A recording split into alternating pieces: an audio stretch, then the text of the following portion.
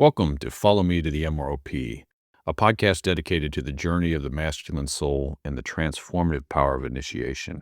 My name is Brian Mueller. I live in suburban Dayton, Ohio, and I made my rites at Pilgrim Park in Illinois in 2014. I'm your host, and in each episode of our show, I'll sit down with one man who has made his rites, and I'll invite him to tell his story. This won't be an abstract explanation or a theological lecture, just a real conversation about what it was like to cross that threshold at the rites and what changed afterward. Before we begin, a quick word of gratitude. This podcast is brought to you by Choosing Presence. We believe that the greatest gift a man can give his community is his own presence. In a world of constant distraction, Choosing Presence provides the tools to help you stay grounded in the now. If you'd like an easy way to begin learning about the practice of presence, you can download the free Practicing Presence app at choosingpresence.org/app.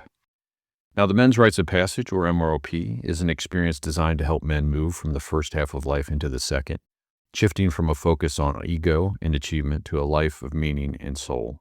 On this show, we just don't talk about the rites in theory, we talk to the men who have walked the path. Today, we are joined by a man who has made his rites, and we're going to hear exactly what that journey looked like for him.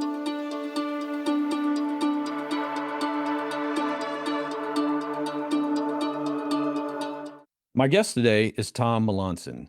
Brother, I'm really glad you're here. Thanks for making the time and for being willing to share your story. Oh, thanks for having me. I appreciate it. Tom, tell us where you're from and how you spend your time these days. Okay, well, I'm from Seattle, Washington, and I am very recently retired. And when we get into the rite of passage, we'll talk about that. But it was last year that I did my rites. I think they call it. It's in Oregon. I'm forgetting Sky Camp in Oregon. And I was right in the middle of wrapping up my last year of service. I was a federal employee for almost 25 years, and the job I was ending was I worked as a federal mediator for the last 10 years of my federal service. And so retired now and just finding all kinds of ways to fill up my scaffolding. I feel like I'm just as busy as I was when I was working. So, Tom, your Men's Rites of Passage story is a little bit different from those we've featured in our past episodes. Let's start by talking about your introduction to Father Richard Rohr and men's spirituality. Can you tell me a little bit more about when and where you attended your men's retreat offered by the Center for Action Contemplation? Yeah, absolutely. So this was in the early 90s.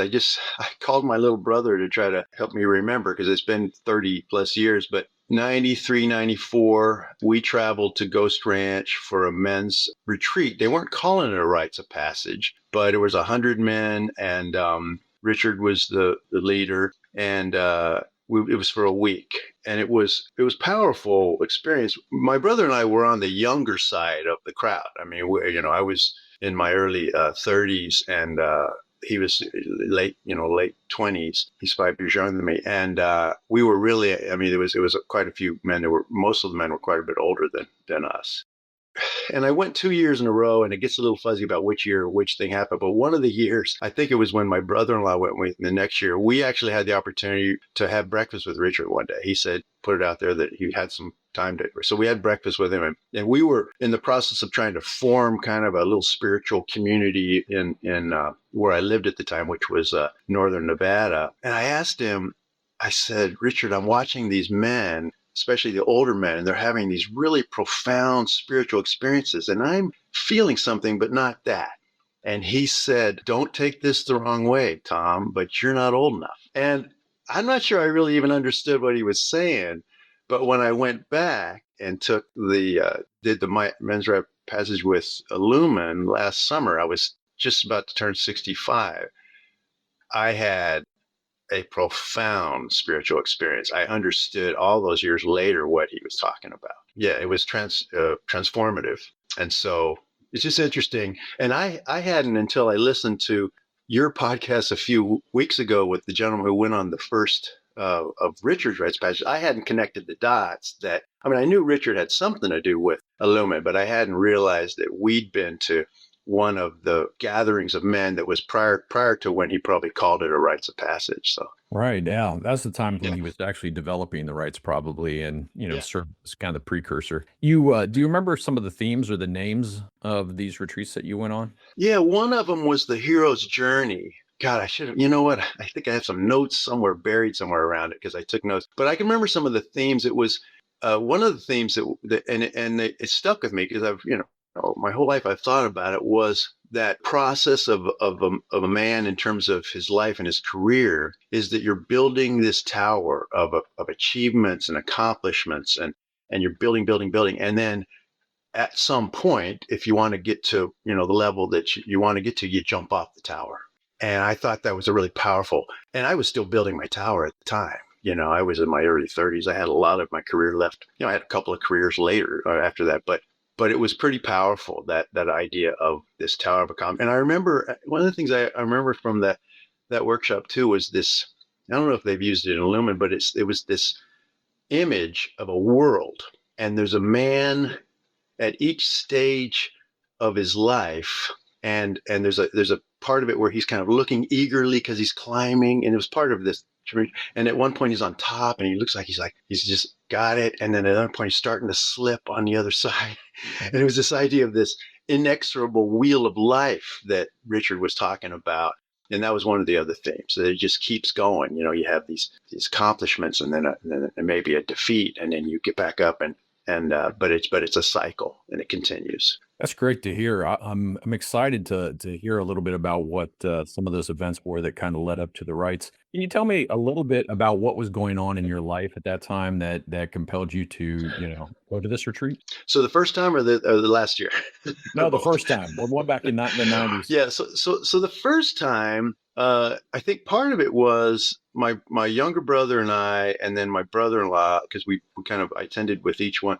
We were attempting to create kind of a little spiritual community. We were getting together with some families that were like basically it was mostly our family, but it was also some friends. And I lived in Reno, Nevada at the time. We were going to and my brother and my sister lived in a little town called Loyalton, California, a little mountain town. We were going over there every Sunday, getting together, kind of praying together, and then talking about what community could look like. And one we were talking and thinking about buying some property and having like a planned community. And one of the communities we'd thought about or read about was a one that Richard had established, New Jerusalem. It was before he was even at the Center for Action and Contemplation. It was prior to that. I know he had worked with the community. So that was so we were kind of in this spiritual quest. But interestingly, one of the things that was going on with me too, and it took me years to figure it out, and it's part of my story, and I don't mind telling people about it because it is just what it is. I was also starting my career as an alcoholic, and it was starting to ramp up, and so it took me years. It took me about 10 years. Well, yeah, almost 7 or 8 years from that date to realize that I needed to get in recovery, and I've been in recovery since I moved to Seattle in 2001. So almost 20. It'll be 25 years in November. But that was a big. It was impacting me, and I didn't even realize how yet. It was something that I realized that if I was going to have a spiritual practice, I was going to have to figure out how to keep from killing myself with drugs and alcohol first. Right? Because the two were not going to, they were kind of not going to exist together. So that was going on. So it sounds to me like you were aware of Father Richard Rohr's involvement with the New Jerusalem community in Cincinnati, and then maybe you also had some subconscious calling, or a draw to the work to do some spiritual work. Well, I was going to mention one other thing, and Stephen and I, my younger brother, we'd also been reading some works like Robert Bly's Iron John, and Mm. we were interested in ways in this idea of young men, especially having some sort of a rite of passage. We were talking about it. We didn't know what it looked like yet, but we were kind of looking at whether it would be possible to create such a thing, right? Now we didn't get around to doing that, but we had that was part of the reason to go to the retreats with Richard was to explore that and to learn more about that.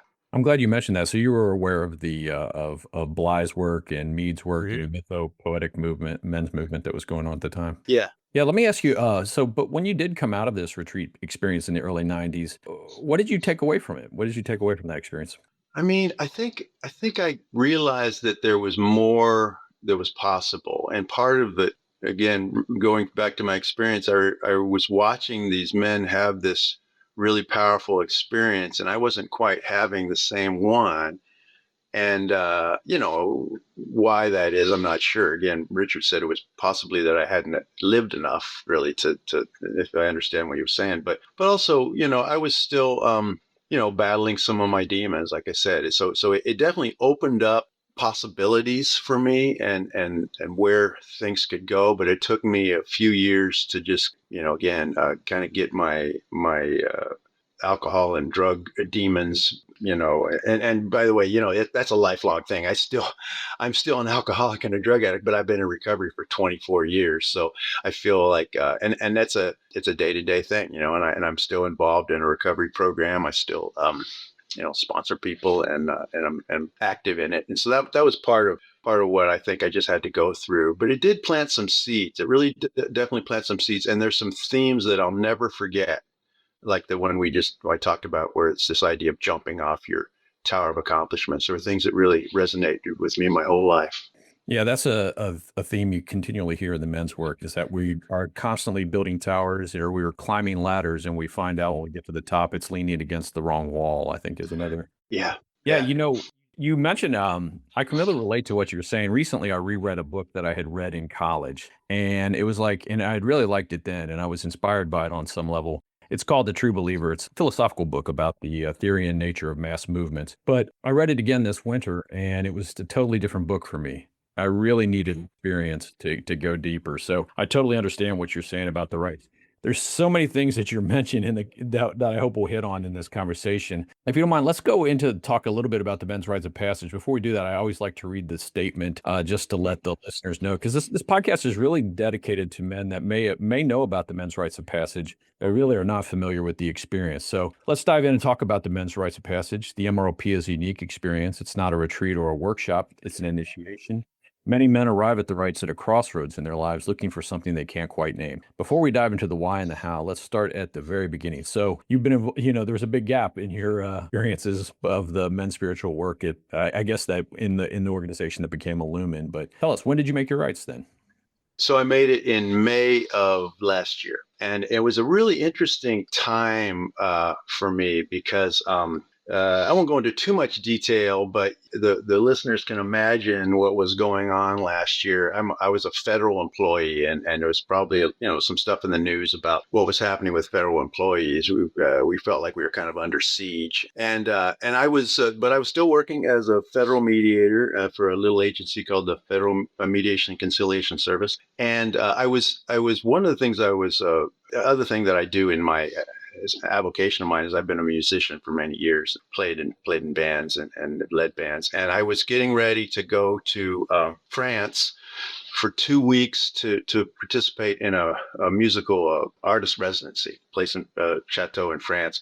And then I was going to spend another 2 weeks with my partner. So I had a whole month that was carved out in April of last year. And I needed to save up all my leave because I'm a public servant and we don't get inexhaustible leave. And I'm saving and saving and saving. And I think I just have enough. And a week before I am supposed to go to France, I get a letter that says we're going to be put on administrative leave.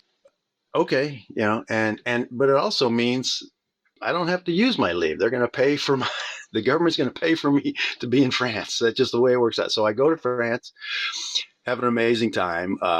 That's a whole other experience. But and then when I got back, a friend of mine named Mark Titus had been involved in a rite of passage the year before, and he said, "Tom, we've talked about. I know you've read Richard Rohr stuff. You got a connection with him. There's this group that I was involved in. And I think you'd really dig this thing." And he told me about it. And the reason I hadn't signed up for it is I didn't think I'd have enough leave because I was using all my leave to go to France. Well, I didn't have to use any of my leave to go to France. So I got back from France and I said, Mark, I'm going. And I signed up and got to go to Sky Camp. And it was in May of last year. And that was the first rites of passage that was done in Oregon, right? Was it? Okay. I believe so. I Okay. believe that was the very first Yeah. one. Who was your weaver? It was Ned. At Ebenroth. Okay. Yeah. And, I tell you that the experience was really different. And part of the reason I think it was different was, in those 30 years that went by, especially the last 24 between my first exposure, and this rite of passage. I had done a lot of work spiritually, and I'm not going to go into great detail about it because it's an anonymous program, but I am in recovery and I participated in a program that helps people stay sober, right? And it is a spiritual program. It really is. It's not the same. I mean, there's differences and nuances, but it definitely, part of it is focusing on your spiritual development and your connection with whatever your version of higher power that there is, right? So I'd done that work, but also when I arrived at Sky Camp, it was a time I'm in a transition. I am literally looking at jumping off my tower because I've been working for the federal government for almost 25 years. I can see the end is near. They've already already laid me off, kind of ready to go anyway. I was looking at the end of that year anyway. And then the other thing is I really decided to lean in to the experience. I mean, I made a conscious decision that, I trust Mark, my friend. He told me this thing is legit. I believe it. I've been connected in one way or another to Richard Rohr for all these years. And I decided I'm going to say yes to this experience. And I did. I kind of jumped in, so. Did you know anything about the rites? Had you read Adam's Return? I mean, you have a little bit different journey, but what did you know going in? I'd read Adam's Return just prior to the workshop, or to the rites of passage. And so I knew, I had some idea of what to expect, but obviously, well, you know more about it than I do, but it feels like the Illuman group has really taken Richard's work and expanded it. Yeah, it has evolved some in recent years, but you obviously had a great deal of trust. You had a friend recommend it. You had experienced Richard's retreats in the past, and you had read Adam's Return. Who else did you share with your decision to attend the rites? Your partner or anybody else, maybe? My partner knew about it. She was very supportive of it. I think I reached out to my younger brother because I was wanted to let him know that I was going to another Richard's retreat, or something connected to Richard. But the other thing is, I actually have a fair amount of skepticism when it comes to anything that can feel guru-ish or cultish in any way. And so when I arrived, my antenna were out. Like, okay, is there anything that's going to be weird?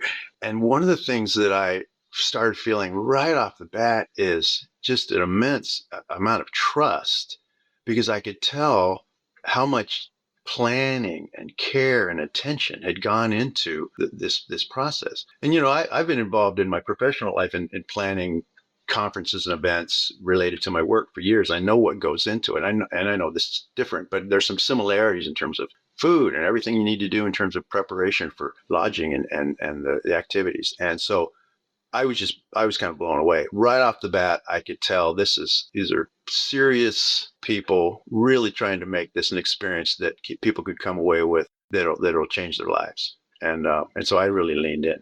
I'm really glad you noticed that. It really is a labor of love for the men that put on these men's rites of passage. It's a lot of work, but it shows their deep care and affection and willingness. They want to do this for others. They've had the experience themselves, and they want to carry that work forward.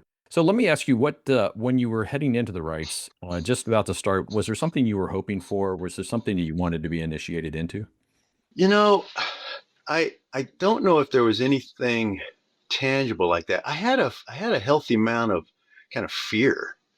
There was a certain amount of me that's like, oh, am I going to have to do something that's going to make me really uncomfortable? Or, am I going to have to be vulnerable in some way? And it turns out, yeah, if you decide to, but, and it was fine, but I had a certain amount of just anxiety around that, but also just really, again, this openness to, like, this is a time in my life when I think that this will benefit me. And so I'm just kind of open to what happens. So when you think back to those rites, what's the first image that comes forth for you?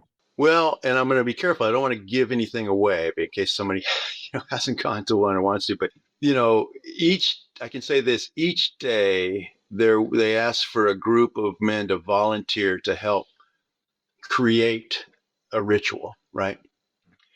And the very first day they asked for that, I volunteered. I raised my hand. Again, it was part of me. I'm jumping in. I'm going to get involved in this thing. And I won't even describe the ritual, but there was this team that formed around that.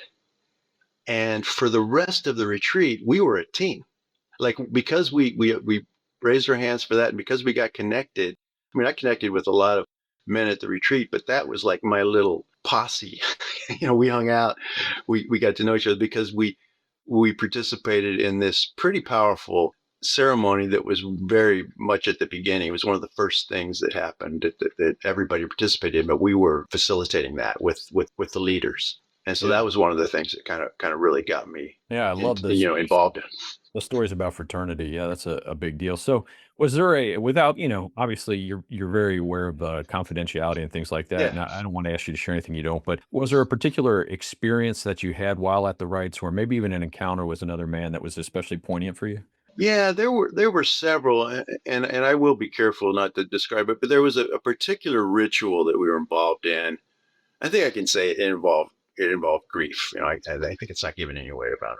And it was extremely powerful. And I I found myself at several points during that ritual just feeling like I was able to let go of some things that I'd been carrying around for a long time. There was even it was a way to ritually kind of represent that in the process of this ritual. And that's the thing, that these things were so well thought out. I was just every time I experienced one. So that was super powerful. And then there was another ritual. It involved kind of interacting with almost every man in the room. And this was one where we were kind of letting go of some things we'd carried around, some shame and guilt, and then at the end of the process, basically kind of connecting with another man, and it was really really powerful for me.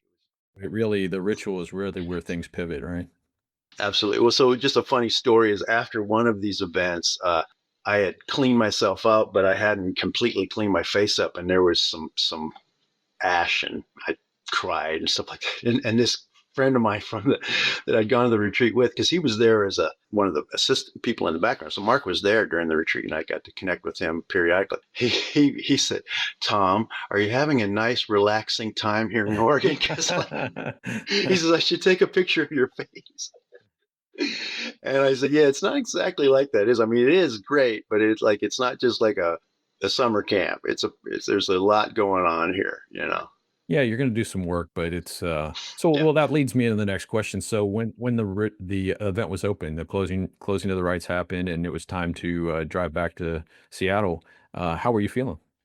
Well, that's a great question, because what I experienced, and I feel like I'm still experiencing it to an extent. They talk about that liminal space that you get into, right? That you arrive in, and the rituals create it. I felt like for weeks, maybe months afterwards, and I still feel it to an extent now, that I had I was walking in a different state, like I mean, a kind of a state of grace. It felt like, I don't know. I mean, and again, I remember hearing and reading Richard Rohr talk about this. The colors are brighter. The I can hear the birds, and they sound differently, because there was the experience really. I walked in there one way and walked out another way, and it's really difficult to describe unless you've gone through it. Yeah. But it really was different than just about maybe anything I've ever experienced, Yeah. and difficult to describe. I mean, I think one of the things, and I don't remember who said this, Meister. There was this. I'm gonna garble the quote, but I'm gonna try it. Best things can't be talked about. The second best things are often misunderstood. So we end up talking about the third best things, Yeah. right? Yeah.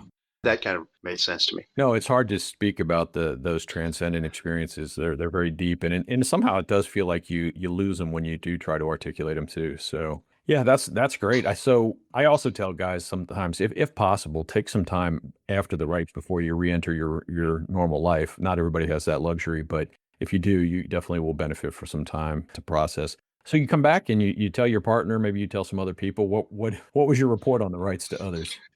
Well, I mean, I think, like you just talked about, it was really difficult to describe. The person that I could describe it to the best was Mark, because he had been there and he'd been through the right the year before. And so we talked about it a lot.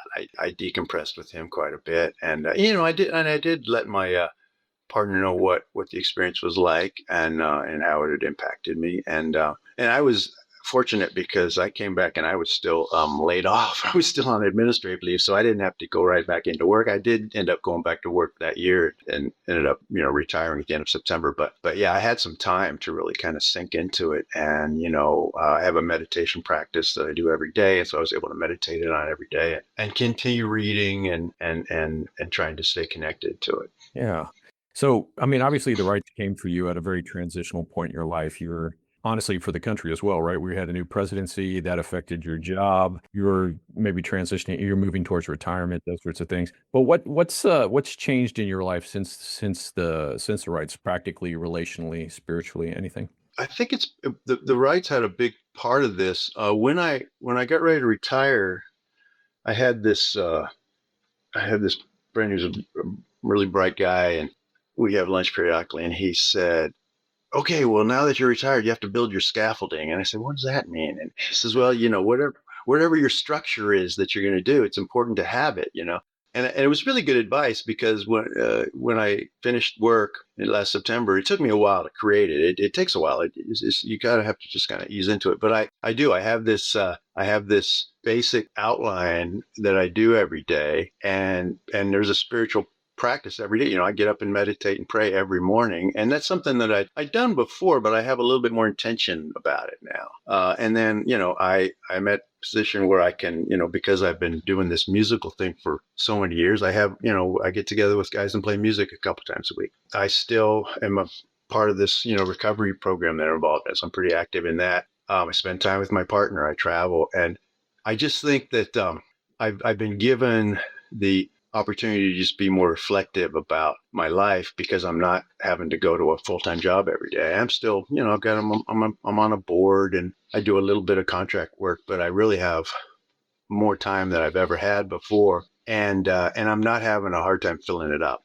I have signed up for the Awaken event in November for Illuman. Yeah, so I'm going to go to that. I'm excited That's about it. great. That's the annual gathering of Illumin this Yeah. year. It's going to take place at Camp Gloriette outside of Santa Fe. How has your understanding of masculinity, initiation, or even the male purpose shifted over this time? Well, that's a great question. It's a concept I've thought about, like I said, for many years. Even my brother Stephen and I were talking about it way back when we went to the first event with Richard. But really, I was really impressed with watching this group of men that was being initiated last summer. I think the youngest person in the room was like 24, and there were men in there that were older, they were in their 80s. And a good cross section in between, and just how important it is. I think right now, if you think about all the things that are happening in the world, I mean, I heard about this. I don't know if you heard about this. There's like a social media thing going on right now with I think the guy who's the leader of it is called Clavicular or something, and it's basically around kind of almost destroying your body as a young man so that you have this particular form that you're trying to get to, and it's not even realistic. It's like if I'm hearing it right, they're like hitting themselves in the face with like hammers to create a certain look, and then they're starving themselves and taking steroids so that they kind of have that Ken doll sort of thing. And that is what young men are aspiring to, some young men. And it just seems like, oh my God, that is so tragic. And then we have this opportunity, and it's I think it's important for everyone, but especially for the young men, to go and to have another path, to have another opportunity of looking at life as a life of service rather than what can I get out of it, which is so much of our popular culture. I Yeah. mean, good grief. Yeah. It's hard enough to be a young man and go through everything you go through, the changes that are happening, to have that to try to aspire to. I have to do that. Like that just, my heart breaks for anybody that feels like that's the path that they need to be on.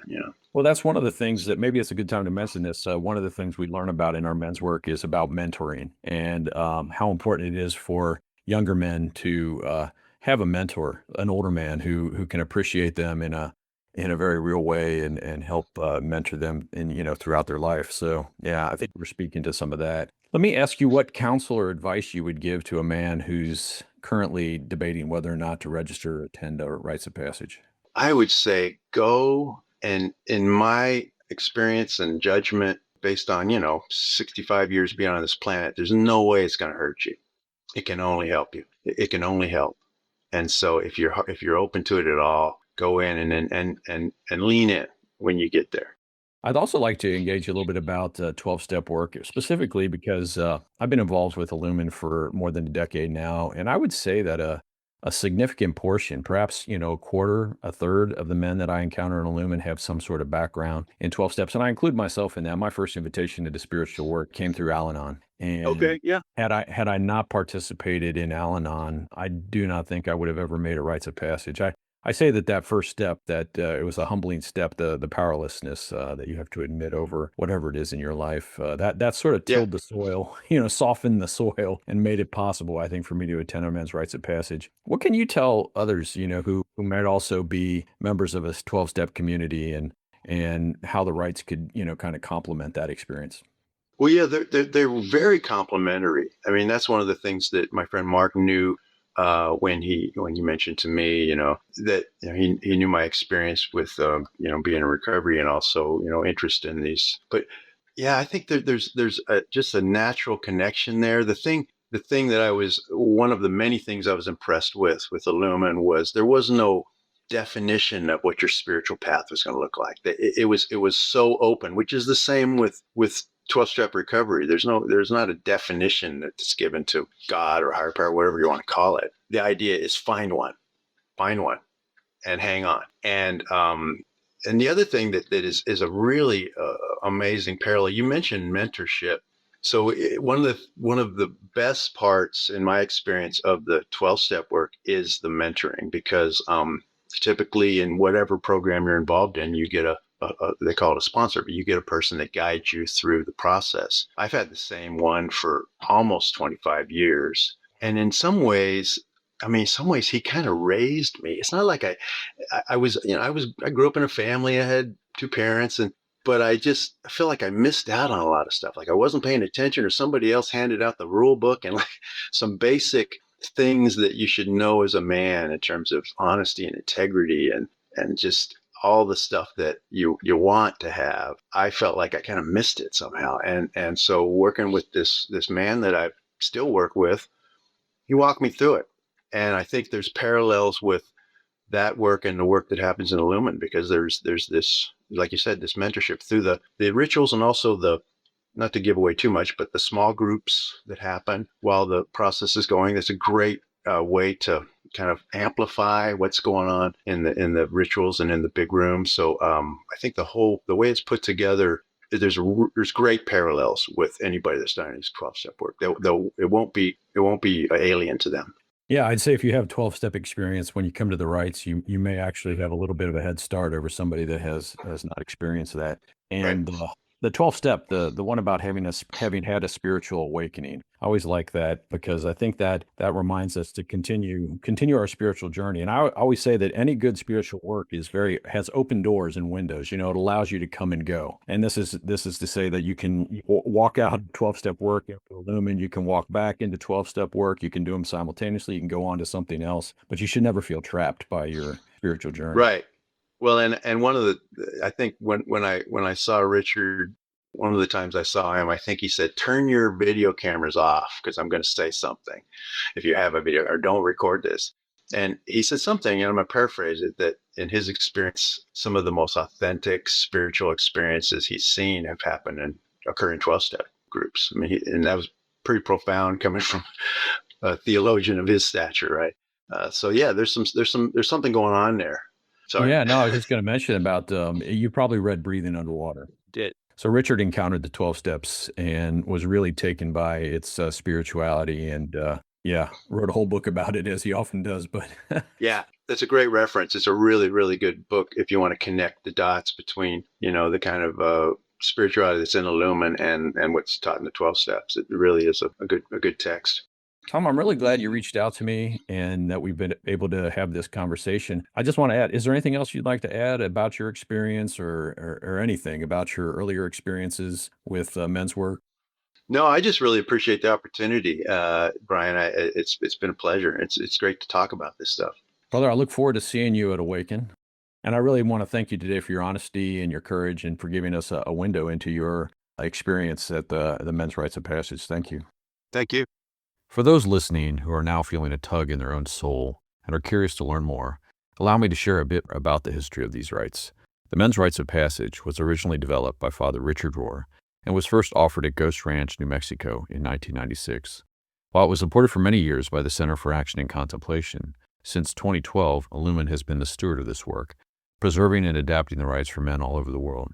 To learn more about the history and the theology behind this work, I highly recommend reading Adam's Return by Richard Rohr. If you are ready to make your rites, there are 4 opportunities in the United States and another in the United Kingdom in 2026. The first is in Northern California, May 13th through the 17th.